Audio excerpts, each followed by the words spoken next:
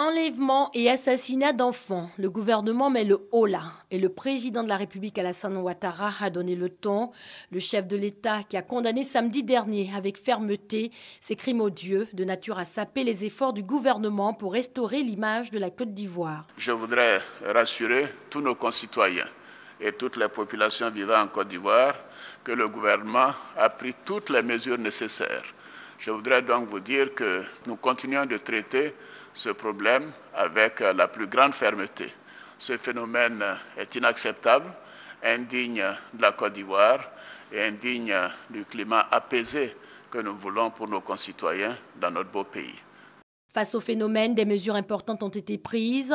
Plusieurs numéros verts mis à la disposition de la population pour dénoncer tout cas suspect. La mise en place d'une équipe de coordination renforcée, notamment par des experts de l'ONUCI et des sociologues pour démasquer les commanditaires. Le déploiement de 1500 hommes, dont 300 gendarmes et 200 militaires autour des zones sensibles, avec des moyens conséquents pour accomplir leur mission. Des mesures qui rassurent les populations. Ces dernières veulent cependant que les effectifs du dispositif sécuritaire soit encore revus à la hausse. Avec la présence de la sécurité, je crois que c'est une bonne chose.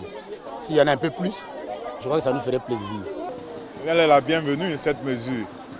Qu'on nous donne encore plus de policiers que de choses. Si chaque école pouvait avoir au moins 10 policiers devant, ça nous rassurait plus. Des forces de l'ordre positionnées ou en patrouille autour des plans d'eau, des forêts, des cybercafés et des établissements scolaires. Sur le terrain, la mesure prend forme. Les forces de l'ordre marquent une présence discrète mais rassurante. Au niveau de notre lycée, nous avons un voisinage heureux avec la présence aussi de l'escadron de gendarmerie.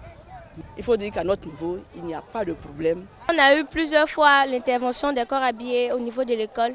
Donc on est en sécurité. Au nombre des actions menées pour enrayer cette vague d'enlèvements et de meurtres d'enfants, la fermeture par la gendarmerie nationale de près de 550 cybercafés non autorisés. Quant aux autres, ils devront fermer leurs portes à partir de 21 h. Puis que la mesure a été prise, j'ouvre à 7h30, je fais ma 21h.